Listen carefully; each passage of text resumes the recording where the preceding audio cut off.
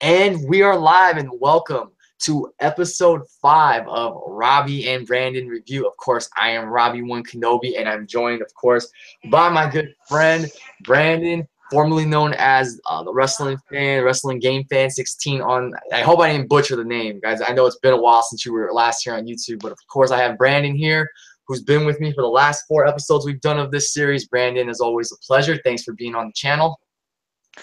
Yeah, not a problem, Robbie. And in this episode here, we're going to be talking about a favorite game series of yours and mine, and I'm definitely looking forward to it. Oh, yeah. Without any further ado, guys, we're going to get right down to it. So episode 5, today we will be dealing with Marvel versus Capcom, one of our favorite fighting game series.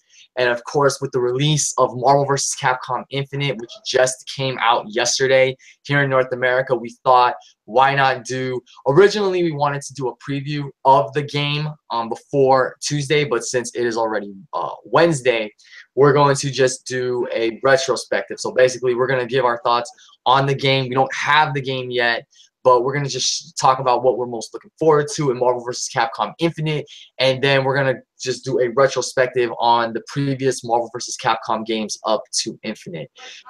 So, Brandon, we're going to start off with you. What are you most looking forward to in Marvel vs. Capcom Infinite? Honestly, the number one thing that I'm most looking forward to, aside from the roster, which it's kind of limited, but I do like what they have going for it, but I think the thing I'm most looking forward to is, unlike Marvel vs. Capcom 2 and 3, we're going back to the traditional tag team format that we had in the original Marvel vs. Capcom. And I really like that, 2-on-2, I think makes the fights more exciting as opposed than they did in Marvel vs. Capcom 2 and 3. While those are great games, I think the 3-on-3 format could become too much of a cluster at times. So the tag team format, much like, again, the original Marvel vs. Capcom and X-Men vs. Street Fighter, I definitely think is a great choice for MVC Infinite. Yeah, definitely. I love either style, traditional 2-on-2 or 3-on-3. What I haven't played Marvel vs. Capcom 3 other than like once or twice. But what I think is cool about Marvel vs. Capcom Infinite is that they're adding a few new faces to the rosters for the first time, like Black Panther, Black Widow, Captain Marvel, Gamora, the Winter Soldier, and then for Capcom, you've got Mega Man X, you've got Sigma. So I think for me, the most part is I'm looking forward to the new additions of the new additions to the rosters.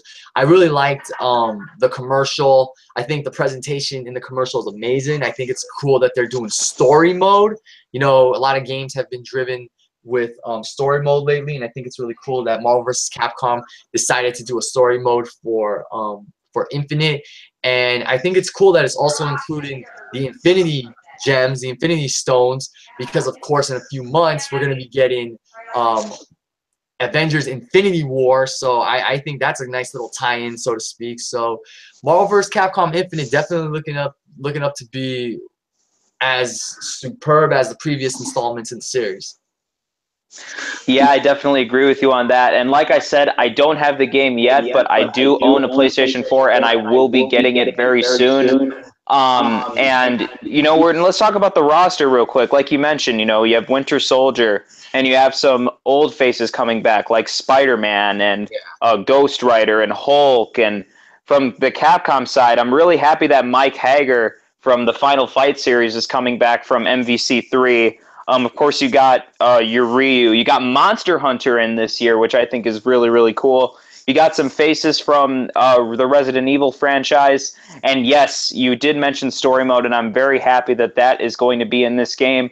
You did have like a little bit of a story mode in MVC3, which honestly was kind of underwhelming, but I'm hoping that, in this one, it's definitely superior than it was in MVC3.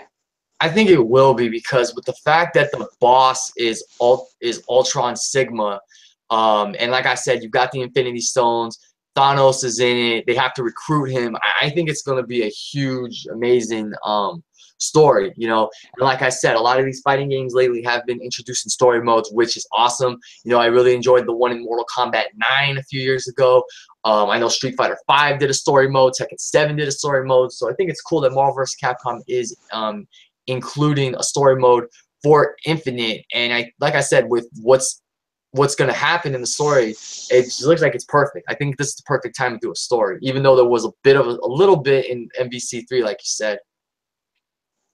Yeah, and this is definitely, I think, going to be, you know, kind of a stepping stone in a way, for possibly future story modes and fighting games. I've been playing the story mode a little bit in Street Fighter 5. I own that for the PlayStation 4, and so far it's been really compelling stuff. Same Yeah. thing in Mortal Kombat X or Mortal Kombat XL. I have XL, and the story mode on that's been great. And yeah, you know, back in the day, you know, fighting games are just all about, you know, tradition, you know, just climbing up the ranks, getting to the final boss, getting to the Goros, getting to the Kintoros, getting to the getting to other final bosses in games, Killer Instinct.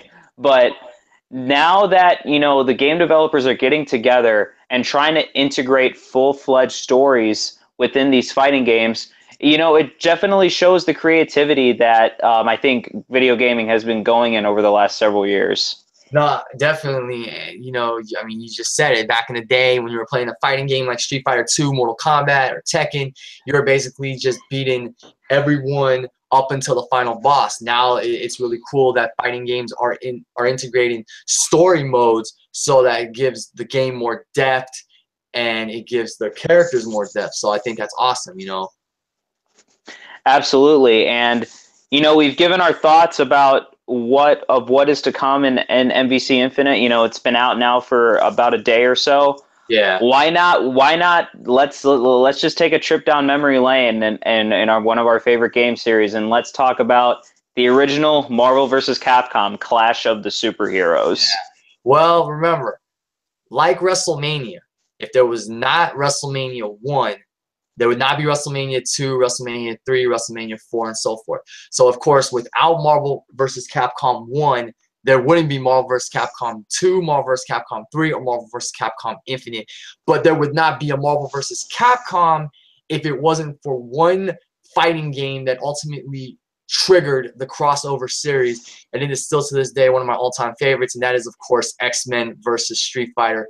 So, Brandon, what were your earliest memories of X-Men versus Street Fighter, and what was your first impression when you saw the game?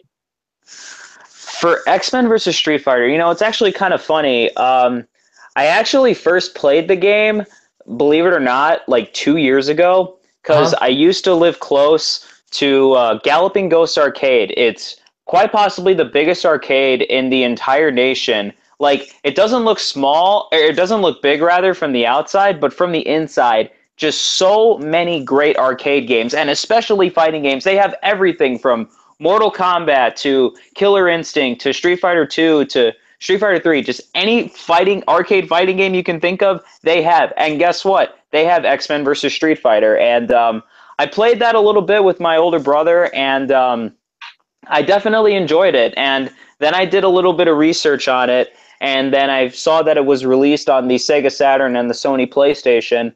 And the Sega Saturn version was arcade perfect because it added an additional 4 MB RAM cartridge. But the PlayStation version didn't have tag team mode, much like the PlayStation version of Marvel vs. Capcom 1, and the characters are missing frames. Yeah. But overall, I thought X-Men versus Street Fighter was a fantastic experience, and definitely, you know, planted the seed for Marvel vs. Capcom to ultimately come out in '99. Indeed. When the very first time I saw X-Men versus Street Fighter, I was at a local bowling alley, and I saw it, and I was blown away by the fact that it was X-Men versus Street Fighter in this insane tag team fighting game that I never thought was gonna come to fruition. Because, you know, when I was younger, you know, when I was hanging out with my friends on the schoolyard or my cousins, relatives, we talk about one particular crossover fighting game, and that was the possibility of a Mortal Kombat versus Street Fighter, because those were the two fighting game juggernauts at the time. Never in my wildest imagination did I think I would see X-Men versus Street Fighter in a game of that caliber. And I remember wanting to play it, and it was just insane. I loved the tag team mode. I loved seeing, you know, you had Cyclops, Wolverine, Juggernaut, Gambit. You had practically every iconic X-Man, and then you had pretty much every character from Street Fighter, every iconic character from the Street Fighter, first two Street Fighter games, excluding Balrog, Vega, and Sagat. And it was just, like I said, it was insane. It was surreal. It was one of the best memories of my childhood because that was like an event. To be there and to play X-Men versus Street Fighter was just, it was awesome. To see all the super moves, the tag team super moves, you know, it was awesome. And yes, the PlayStation version had a huge flaw, which was it didn't have enough memory to do the tag team mode.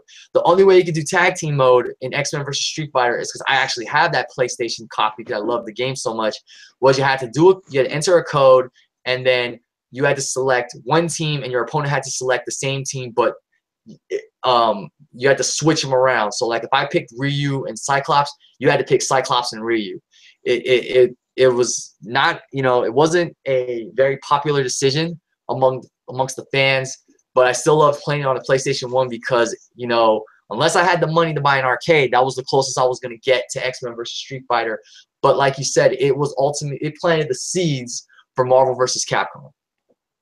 And when you played this game on the arcades, Robbie, what was your what was the combo that you mostly used? Before, when I played it, I didn't use a lot of combos because like nowadays I see a lot of people use a lot of different combos in Marvel vs. Capcom 1, Marvel vs. Capcom 2, X-Men vs. Street Fighter. They use like a certain like 3, 4, 5 hit combo to pop up their opponent. When I was playing it, I was mainly doing a jump kick, sweep, maybe a fireball, optic blast. I didn't really transition into that kind of gameplay, mastering combos and whatnot until I got older. So, but what I actually meant to say, I kind of worded that question wrongly. But what were the two characters I meant that you mostly used? I mainly use like Ryu and Ken or Ryu and Cyclops, just because their tag team super move was the best. You know, I mean, I used Wolverine, Gambit, Cammy, Chun-Li, Charlie, Akuma. I used Magneto. I pretty much used everybody, but the ones I mainly used were Ryu, Ken, Cyclops, Wolverine, and Gambit. That's really cool. Yeah, I was of course I'm a big Ryu fan. Love Ken. Wolverine is honestly probably my favorite member of the X-Men. So whenever it was the X-Men, I always picked him. But my two go-to guys for me were definitely Wolverine and Ryu. I loved using those guys. Yeah, they were definitely two of the best to play in the game, and the game was just fun. You know, you had those breakaway parts of the area where you could like fall through the floor and go to a second section of the stage. That was really cool. Just like seeing the different teams you fight in arcade mode, like Rogue and Cammy, and Bison and Magneto, Juggernaut and Zangief, if I'm correct. You know, like just seeing the X-Men and the Street Fighter be paired together like that, it was insane. And then our honestly and hands down the best part of that game, and it was my favorite because that's what made me really want to play it, was when you got to Apocalypse and he morphs into that giant robot that you have to defeat by attacking the face and the hand could turn into the drill and the mace and everything. That was just mind-blowing for me. That was what really sealed the deal for me with that game. Hey, you know, it's 90s gaming, and one thing that I love about 90s gaming was really the boss fights. You know, I look back to X-Men versus Street Fighter. Another one that I really look back on, and this was in the arcades as well, one of my favorites. It's probably one of your favorites too, Robbie. Teenage Mutant Ninja Turtles 2, Turtles in Time. When you face the Super Shredder in the end. Just the 90s had so many great boss battles, and X-Men versus Street Fighter was definitely one of them. Yeah, definitely. It was like, okay, so you face Apocalypse, and you beat him, and you think it's over. It's not over. The big twist at the end of the game is you fight your partner. So that was really cool. And then, of course, after X-Men versus Street Fighter, we got the sequel, which was Marvel Superheroes versus Street Fighter, which was basically the same game, only you had some Marvel superheroes included, and you had some other Street Fighter characters. Well, you had some other Street Fighter characters added, like Dan and Sakura. But it was the same gameplay as X-Men vs. Street Fighter, but it was still fun because, like you said, 90s arcade games were the best. I feel like the gameplay was a little more faster. Was a little faster in Marvel Superheroes versus Street Fighter. The super moves, of course, were awesome to pull off. Again, you fight Apocalypse as a sub boss, and then this time there is actually a different boss, and it's Cyber Akuma, who's a bitch sometimes to beat because he's really hard. But you know, like we were saying, if not for these games, we wouldn't be talking about the games that we're going to be talking about shortly with Marvel vs. Capcom. But yeah, Brandon, what were your memories of Marvel Superheroes versus Street Fighter? I think that might have also been, excuse me, at Galloping Ghost Arcade as well. I think I only played on that for like 5 minutes, but my memories of that game are kind of dim, to be honest with you. But I am aware of that game being out.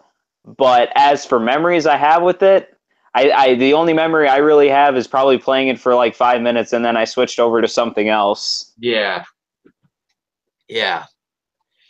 But yeah, for me, Marvel Superheroes vs. Street Fighter, another game that I first discovered at a bowling alley.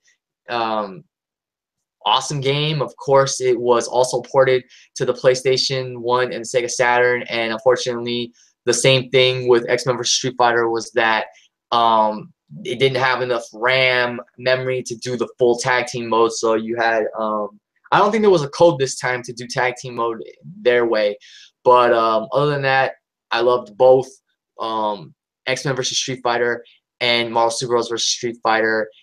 And the success of those games ultimately led to the birth of this game and ultimately this series. And of course, we're talking about Marvel vs. Capcom. And the very first game, Marvel vs. Capcom Clash of Superheroes, came out in January of 1988.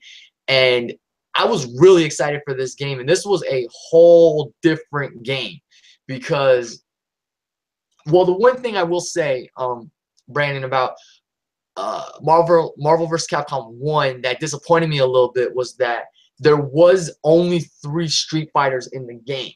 Chun-Li, Ryu, and Zangief. There was no Ken, there was no Akuma, there was no M. Bison, so I felt like the game kind of dipped with its roster. You know, I was a little disappointed that there weren't more Street Fighters in the game, but the thing is, it introduced other Capcom characters who have become household names in the Marvel vs. Capcom universe, like Captain Commando, Jin, Strider Hiryu, who is one of the best in the game, in any game. And ultimately, it was another awesome 2-on-2 fighting game from Capcom. It continued the crossover series, and it was a huge thing for me when it came out. I remember reading about it in, I think it was GamePro magazine, and seeing it for the first time at an arcade in the mall. I marked out, I ran right to it, and I got down to playing. So what about you? What do you remember the most about Marvel vs. Capcom? The very first time I played the original Marvel vs. Capcom was back in the summer of 2008. I was 11 years old at that time, Uh-huh. and it was after my dad and I were at my uncle's house. We were helping him with the car or whatever, and then he took me to this place called Bocce's Pizzeria. It's a big pizza joint in the Chicago area. There's about 20 to 25 locations around the Chicago area, and we went there, got a huge jumbo slice of pizza, because back then you would get a jumbo slice of pizza and a free pop. You could still get a jumbo slice, but not the free pop anymore. Yeah. So I got a jumbo slice. So while we were waiting for that, I asked my dad for a couple quarters, and I was playing some Marvel vs. Capcom, and I definitely had a lot of fun with it. And I always noticed that at different pizza joints around the Chicago area, they typically had arcade games. And man, those are just great times in general. Pizza places would always have great arcade games. Bowling alleys, especially, they would always throw down with great arcade games they had there. Oh And yeah. just playing in those exciting tag team matches, I would always be playing again with Wolverine, and then I would also pick Spider-Man because Spider-Man's one of my favorite Marvel characters, and if for me it was always Spider-Man, Wolverine, and then on the Capcom side it would be Ryu and Mega Man. So definitely some fond memories, and also I recently bought a Sega Dreamcast off of eBay, and very soon I will be picking up the original Marvel vs. Capcom for that system. Yes. First off, Mega Man was one of my favorites to use in the game. I marked out it when I found out he was going to be playable because, of course, Mega Man is known for his side-scrolling adventures, but the fact that you could actually fight as him and he had one of the sickest super moves in the game with the Hyper Mega Man, I mean, that was awesome. And I do have a Sega Dreamcast. I still have my Sega Dreamcast from all the way back in 1999, and that was one of the games I got as a Christmas present when I got the Dreamcast, Marvel vs. Capcom, because that game was just awesome. I love how Ryu, I talked about earlier how Ryu, there was no Ken, there was no Akuma, but for Ryu, they gave him two alternate forms. One was Evil Ryu, which is, of course, the Dark Hado when he's possessed by it, and the other was Mimic Ken, which was a very unique look for him because it was basically him in a red gi with a black bandana, and he had all of Ken's moves. That was cool. And this game also had that little assist mode where after you pick your team, the little bar, the little select screen will randomly pick like someone that you can press two buttons and call them in for an attack. And what was unique was you had like the ones who would do the assists were people like Cyclops, Arthur from Dungeons and Dragons. I think U.S. Agent was one of them. I can't remember all of them that were able to do the assists, but still, what Marvel vs. Capcom did was it took some new steps in the crossover series, and it even introduced a harder, crazier boss in the form of Onslaught from the X-Men series, which I thought was really cool, a combination of Professor X and Magneto. So I felt like they kept raising the bar each game, and Marvel vs. Capcom, like I said, it was a big thing when it first came out. I played it constantly. It was very different from X-Men versus Street Fighter, Marvel Super Heroes versus Street Fighter, but still with the characters that you had and the fact that Roll from Mega Man was also like a secret character was really cool. You did have your Marvel essentials like Captain America, Hulk, Spider-Man. Venom was introduced for the first time in a fighting game, which I thought was awesome. War Machine was introduced. Instead of Iron Man. So, fun, awesome game, fun game. And like I said, Marvel vs. Capcom, the Marvel vs. Capcom series, the crossover series, it seemed to just keep getting bigger and better. And then we hit, which is in my opinion, the best game in the series because it took bigger and better to a whole new level, and that is Marvel vs. Capcom 2. Before we talk about MVC2, I just want to make a general comment about the Sega Dreamcast and how great it was, especially in the fighting department.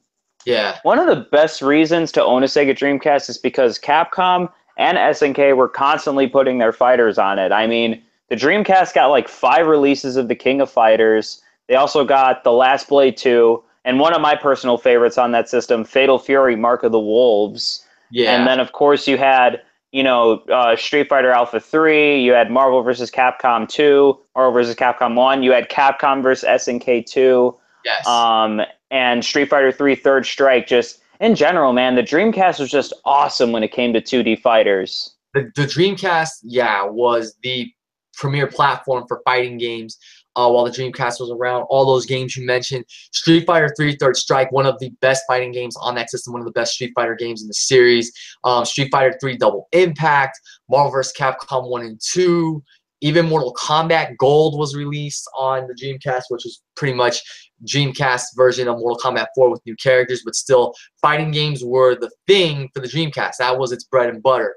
And Marvel vs. Capcom on the Dreamcast was so much fun because it was the first game I had where I didn't have to enter a code to enable the tag team mode.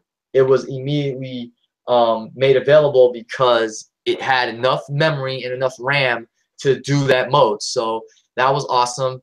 And you know, how can we forget Power Stone? That was one hell of a Oh fight. yeah. I can forget Power Stone and Yeah, Power. Power Stone was absolutely fantastic. It was definitely different. It's definitely different to see a 3D fighting game come out, but it just works so well, and it even spawned a sequel, Power Stone 2, which was a pretty solid game. Yeah, definitely.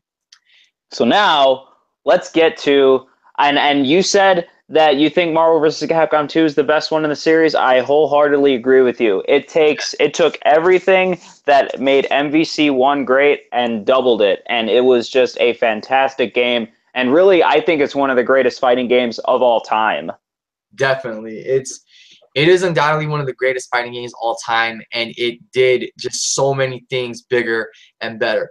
First off, it introduced the 3-on-3 combat system, which I think has had a huge impact in games today, because while you prefer the traditional 2-on-2 gameplay for Marvel vs. Capcom Brandon, I mean the 3-on-3 was huge, because now you could pick a third character to build an even stronger dream team.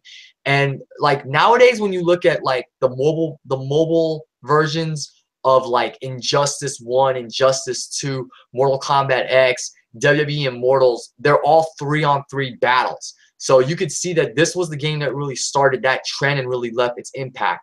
But the thing for me that really did it with Marvel vs. Capcom 2 was the fact that it had a enormous roster of characters. 56. 56 to be exact. I mean, you name it. Ryu, Ken, Sakura, Dan, Captain America, Iron Man, War Machine, Spider-Man, Venom, Storm, Sentinel, Psylocke, Cable. I mean, it was the biggest roster I had ever seen in a fighting game, and that just made it feel, from the start, you knew it was something special.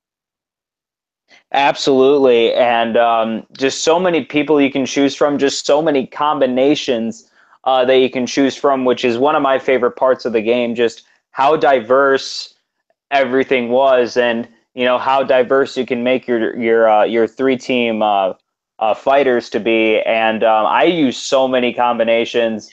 This was another game that I had fond memories with, of playing at a pizza parlor, and especially at Galloping Ghost Arcade. Just Marvel vs. Capcom 2, simply put, it was a landmark game and definitely a classic, and it's a game that I still go back and play every now and then. Definitely, like when I was in college, this was the game that everybody, like all the hardcore gamers, were playing.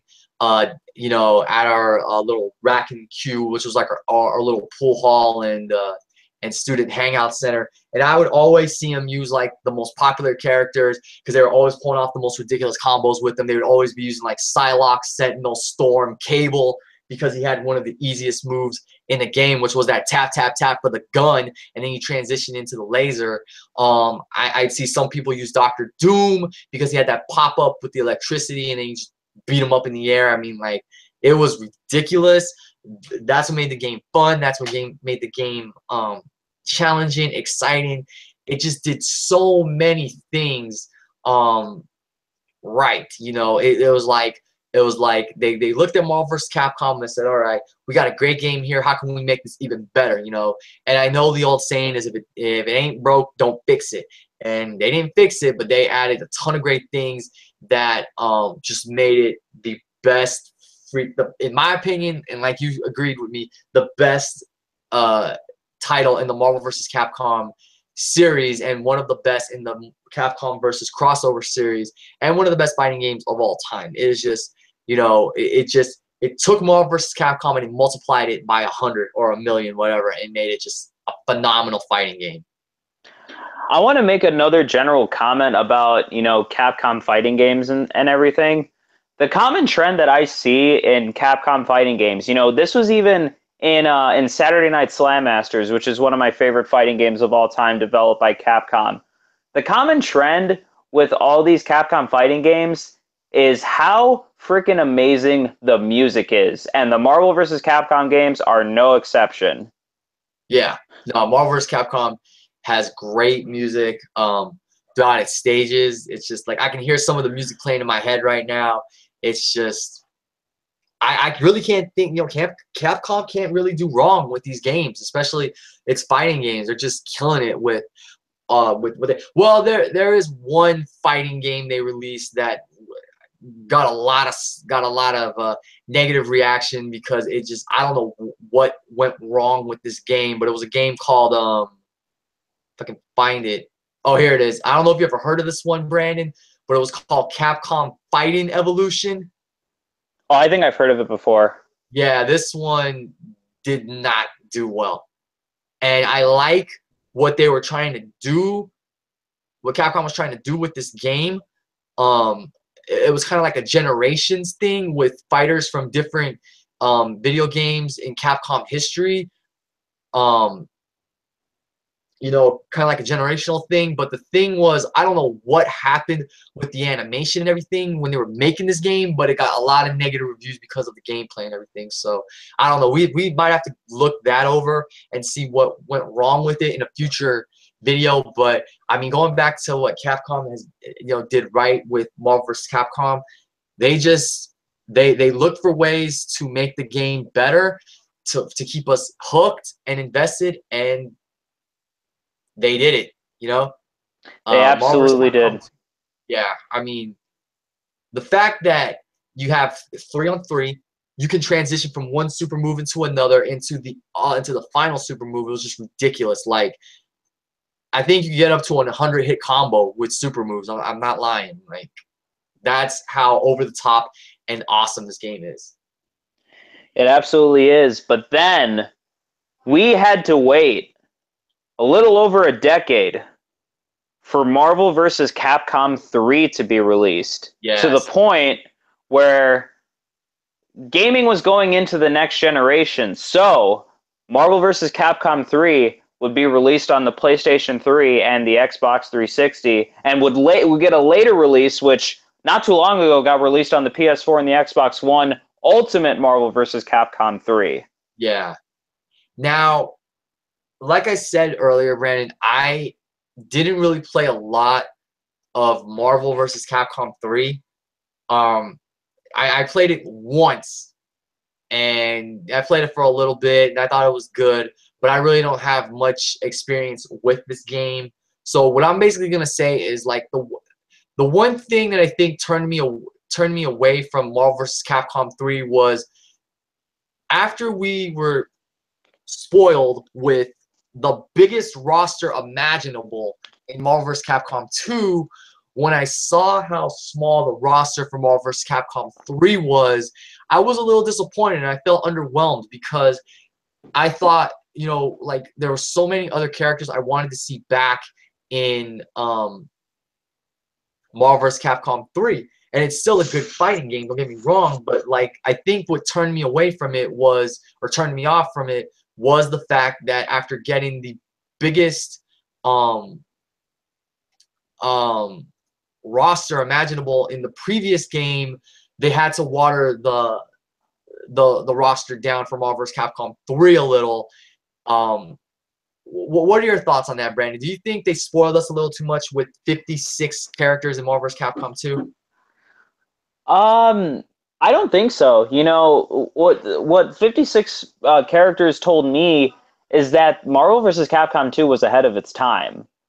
And to see any game really, have that amount of characters in the year 2001 was truly incredible. We've never really seen anything like that before because, you would have your Mortal Kombat trilogies, you would have your Street Fighters, you would have all that. Like, especially in the 90s, like, you would see at most probably, 15 or so characters in there. And, having 56, it was a landmark. It was definitely a big achievement within a fighting game. So I really don't think we got spoiled too much. If anything, when Marvel vs. Capcom 3 was first announced at E3, I think it was in 2010 that it may have been announced. I thought we would get more characters, but once the number came out, I was left pretty disappointed. Yeah, it's 36, so it's 20 less 36. than Marvel vs. Capcom. Probably, maybe it was just me because I loved 56 characters, and maybe I was just expecting more, so that's why I was disappointed with what happened with Marvel vs. Capcom 3. Like I said, Brandon, there's not really much else I can say about the game since I didn't really play it that much. I mean, I did think it was cool that they added new faces like Beautiful Joe from that classic GameCube game, Dante Yes. from Devil May Cry. They added Deadpool. They added Dormammu. They added MODOK.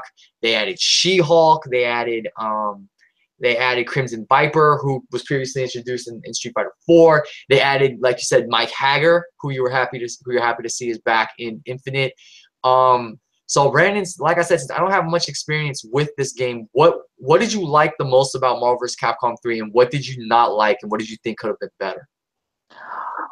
Well, the version that I have, I kind of alluded to it earlier, was Ultimate Marvel vs. Capcom 3. I have that on the PlayStation 4, and that's actually the only version of MVC3 that I've played. But, you know, only playing Ultimate MVC3, I still feel I can get the experience I would do with normal MVC3. And, you know, from a presentation aspect, you know, I kind of liked, you know, that it was laid out like a comic book.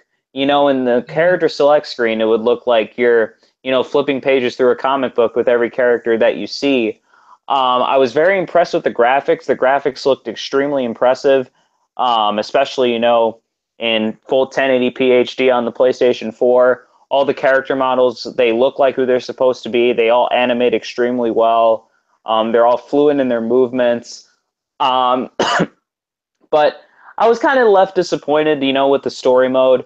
You know, I kind of figured, you know, with Ultimate MVC3, I thought, you know, they could find ways to probably improve that, and they didn't. I hope, you know, it would kind of be on the same vein as Street Fighter V story mode, which I alluded to earlier, which I thought was great. But, you know, some of the new characters they added I thought were cool. You alluded to Beautiful Joe. I love using him. I love using Deadpool. I really like using, who else do we have in here? Yeah, Mike Hager, again from the Final Fight series. I'm happy he's back in MVC Infinite. You know, I've played a couple times online before, and that's been fun. So overall, you know, it's still Marvel vs. Capcom. It's still a good game, but to me, it's definitely not as good as it probably could have been to, you Yeah. know, be better than MVC2. MVC2, I think, is still better than MVC3, but, you know, for their first attempt on a newer generation console, I thought they did pretty well. Not great. Yeah. Yeah. No game is ever gonna top Marvel vs. Capcom 2. It just has. You know what Marvel vs. Capcom 2 has? What? It has it. Yes. Yes, it does. It has it. So yeah, that's why no game is ever gonna top it. I thought it was cool that Ultimate Marvel vs. Capcom 3 added Ghost Rider, Hawkeye. I actually just had the roster. Do you remember the others? Who are the others that were added in Ultimate? Let's see. Ultimate MVC.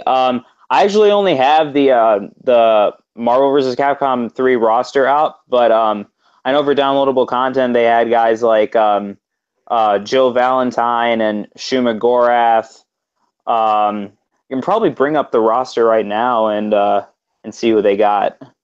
Okay, Doctor Strange, Ghost Rider, Hawkeye, Iron Fist, Nova, Rocky Raccoon from Marvel, Firebrand, Frank West, Nemesis, T-Type, Phoenix Wright, Strider. I don't know why Strider was DLC, and Virgil from Devil May Cry. Oh yeah, and Okay. Shuma Gorath and Jill Valentine, like you said too. I don't know why Strider wasn't included in the original version of Marvel vs. Capcom 3, because like I said, he's a household name in the Marvel vs. Capcom series, you know? Absolutely. Yeah. Absolutely. But yeah, other than that, is there anything else, Brandon, you want to say about Marvel vs. Capcom 3? Um, no, not really. You know, like I said, you know, I expected a lot more, especially from a newer gen console. But you know, for their first attempt at bringing, you know, this legendary franchise to the PS3 and the 360, they did good. but definitely not as good as they probably could have been. Yeah. Um, so yeah, Brandon, is there anything else in general you'd like to say about the Marvel vs. Capcom series, the Capcom versus crossover series in general? I think it's great. I love seeing, two fantastic game companies or, movie companies, whatever, just, coming together and just facing each other. Never did I think in my life I would ever be seeing, Ryu taking on Wolverine, or, in case of X-Men versus Street Fighter, Gambit taking on, Dalsim or something like that. Yeah. You even had, getting away from X-Men versus Street Fighter and MVC, you also had Street Fighter Cross Tekken, which was a pretty solid game. I forgot about that. I should have mentioned it. Yes, Street Fighter Cross Tekken. We haven't gotten Mortal Kombat versus Street Fighter, but we got another crossover series I never thought we were going to see. Street Fighter Cross Tekken, which is an awesome game. And I still hope one of these days we get Tekken Cross Street Fighter to see how everyone transitions into the Tekken style of fighting with that gameplay. That's still something I'm interested in seeing. But yeah, Street Fighter Cross Tekken. Hey, I don't think that we get that without the Capcom versus crossover series. How it all began. Like you were saying, Brandon, it took two of the best franchises that we grew up with and brought them together in this fantasy showdown, which has just gotten bigger and better every time, and just it's been awesome. It's made an impact in the video game industry. Its impact is still being felt, like I said, in mobile games, because when the 3 versus 3 was introduced, they're using it in a lot of the mobile games now, like Injustice and Mortal Kombat X and WWE Immortals. So yeah, Marvel vs. Capcom, an awesome series of fighting games. The Capcom versus crossover series, an awesome crossover series. It set the bar, so to speak. It set the stage for MVC. And I hope Infinite does well. And by doing well, I hope it leads to Marvel vs. Capcom 5. And yeah, I mean, X-Men vs. Street Fighter, Marvel Super vs. Street Fighter, Marvel vs. Capcom 1 through 3, Marvel vs. Capcom 1 through 2, since I've never played 3 that much. I can go back and play those games again and again and again, and I can never get bored with them because they were a huge part of my childhood, and they still hold up as some of the best in the fighting. I wholeheartedly agree with you 100%. And one other cross fighting game that I would like to forget, but I'll still mention it here.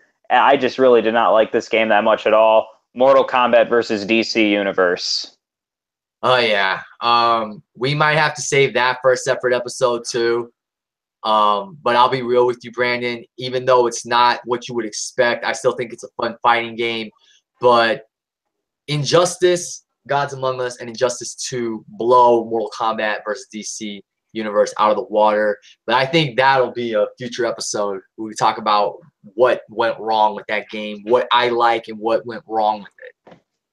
Absolutely, yeah, and that's definitely another great idea. But in conclusion, Marvel vs. Capcom, one of the very best fighting series of all time. If any of you have never played it, and I don't know why you haven't, you need to go out to your local arcade and do so, or play it on the Dreamcast, do something. Even the PlayStation 2 version. There is even a PlayStation 2 version of MVC2, which is actually pretty solid. Yeah. But you guys need to do your favor and definitely play these games, because they were a big part of my childhood, and they're a big part of Robbie's childhood, and it's just a nostalgic trip, and I think a lot of you are going to enjoy these games. Yeah, definitely. They're definitely worth playing. They set the stage for the future with everything that we've gotten in the crossover series from Capcom, and they'll be around for a long time. And I do wish they were still available to download from the PlayStation Store, because that's how I got Marvel vs. Capcom 2 on my PS3. I bought it from the PlayStation Store.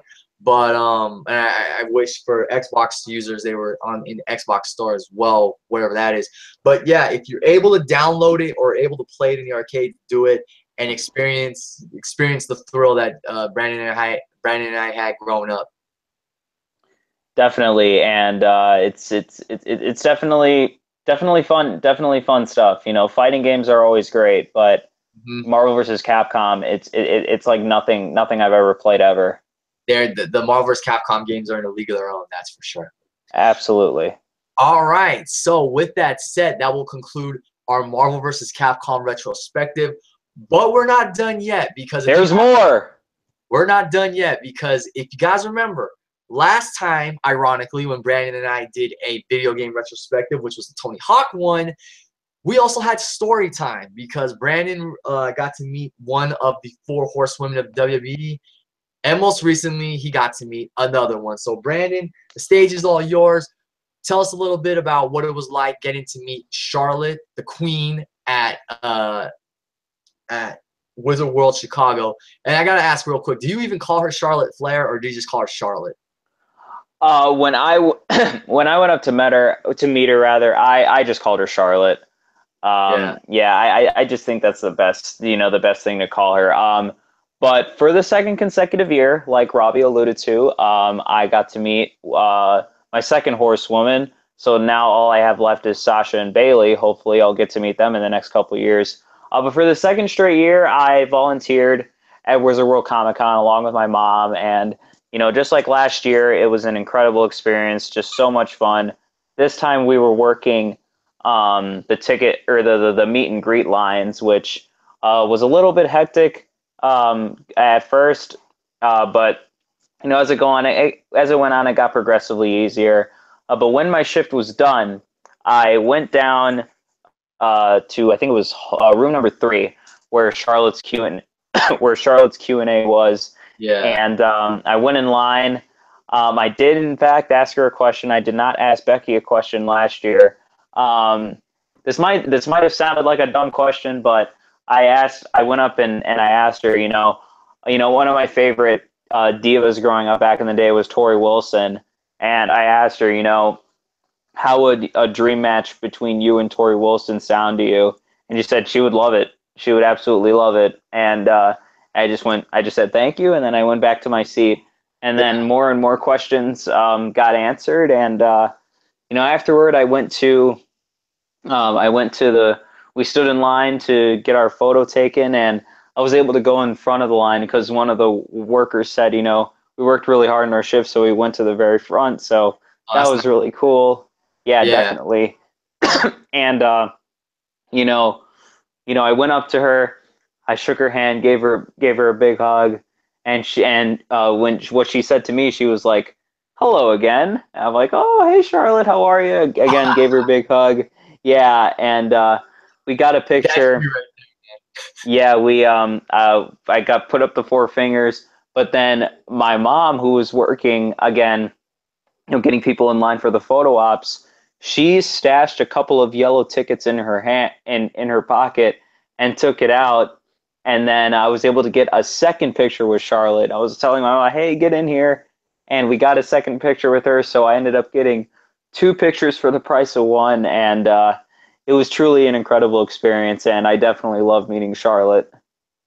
That's awesome, man. I mean, I'm happy again. You had another positive experience meeting one of the horsewomen, and the fact you got to go get multiple pictures and you got to go to the front of the line, like that is awesome, man. And that's a great reward for your hard work. So congratulations on that.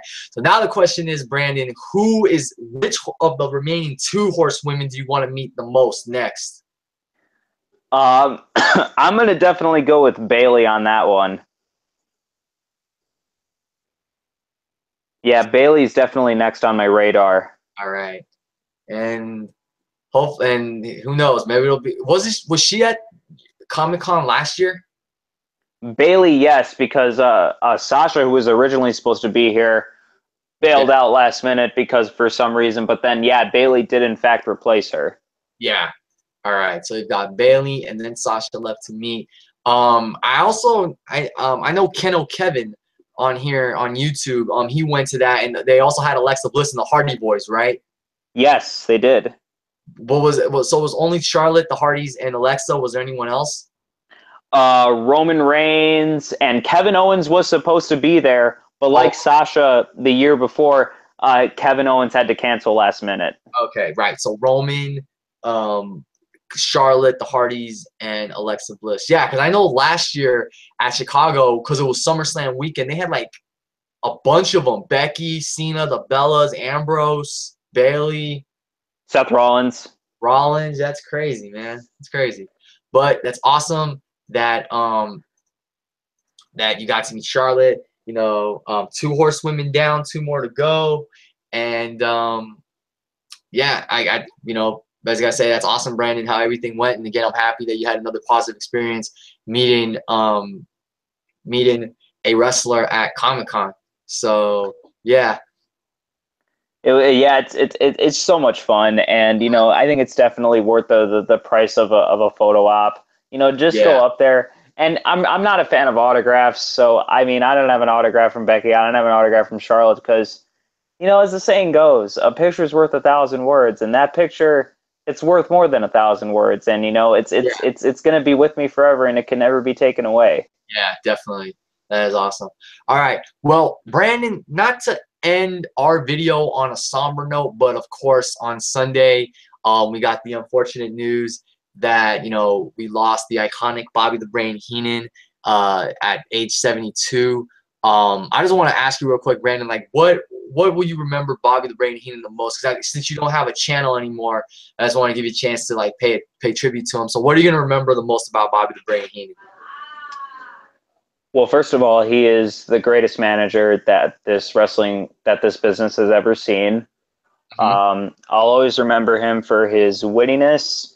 I'll always remember him for his, you know, his impact that he had on several wrestlers. You know, you can just go down the line, man. Mr. Perfect, Ravishing Rick Rude, Andre the Giant, and just it goes on and on and on and on and on. Yeah. And I'll especially remember him for his commentary with Gorilla Monsoon. I think that pair between Monsoon and Heenan, best commentary duo in wrestling history. I put them above JR and King. Yeah. Just such a quotable guy, so many great quotes. And you know, he's you know, it sucks what happened to him, you know, later on in life with the battle with throat cancer. He beat it, but then it came back. But you know, he's definitely one of the most influential figures in wrestling history, and I'm definitely going to miss him dearly. One of my favorites.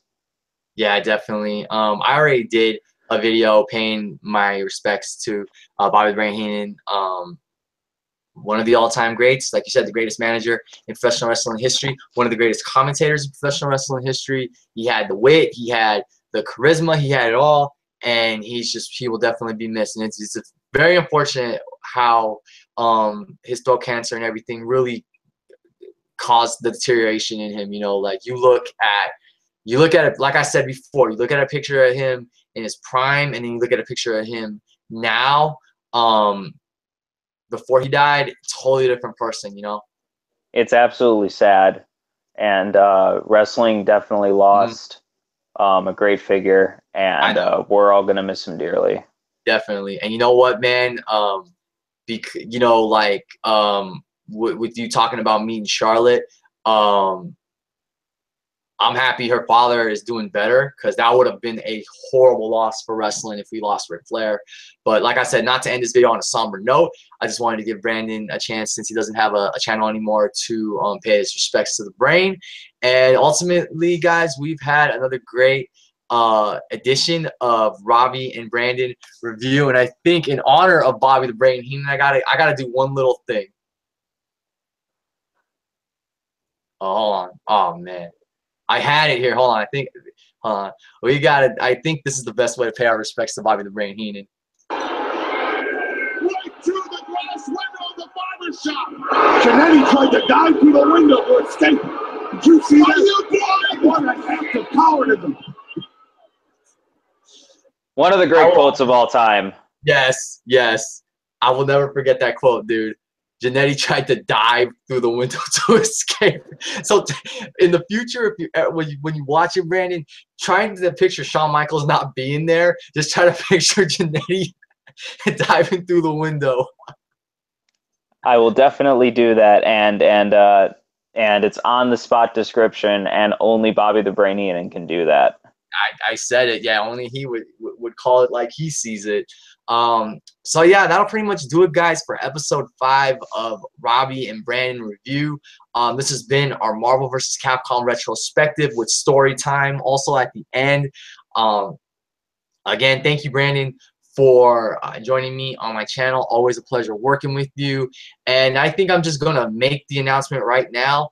Episode 6, based on what we were talking about, I think episode 6 will be Mortal Kombat versus DC Universe. I think we do have a lot to say about that game. Some good, a lot bad, and we'll just look at what went wrong with it and how it should have ever come out.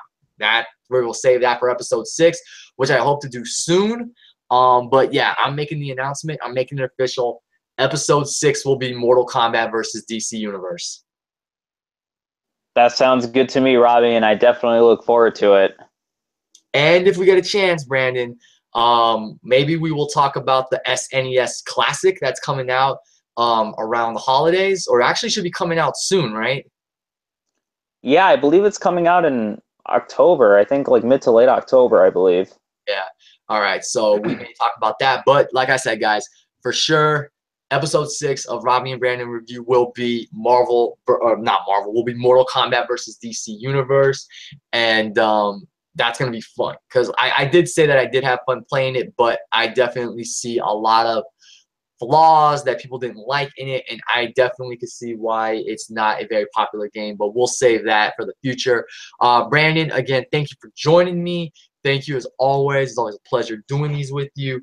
And yeah, if you have any final remarks, go ahead, get them in, and that'll be our show. Yeah, you can follow me on Twitter at WRC Brandon. I usually tweet live, during New England Patriots games, during Bears games, Sox games, whatever big sporting event is going on, I tweet live during that. I'll be tweeting live this Sunday during WWE No Mercy, Yes. which is actually looking like a really good Raw pay-per-view, especially up top with Cena and Reigns, and then Brock Lesnar and Braun Strowman. So I'll be tweeting live during that. Definitely looking forward to that show. So you can follow me on there, and yeah, that's about it. Definitely. Thank you, Brandon. And of course, you guys know where you can find me at Robbie1Kenobi on Twitter and here on YouTube. It's spelled the same way on both channels. Make sure to give my my channel a view. Make sure to give this video a like. Make sure to check out my Twitter account. Make sure to go check out Brandon's Twitter account. And like he says, like he said, I live tweet as well during pay-per-views and whatnot. And we were definitely live tweeting during that dumpster fire that was SummerSlam.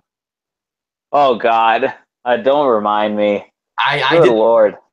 I did the rant. Thank you for the plug, because that was a dumpster fire. That show was just all over the place with horrible booking decisions. Thank God the main event delivered and nearly rocked New York to its core. It was just awesome main event, but that was what you call a dumpster fire. Sure was. It's definitely the worst SummerSlam in probably about a decade, probably since 2007. Oh, yeah, 2007. I don't remember anything but Cena and Orton being a good main event, but yeah. Just a bad show. Yeah, like I said, total dumpster fire. Yeah.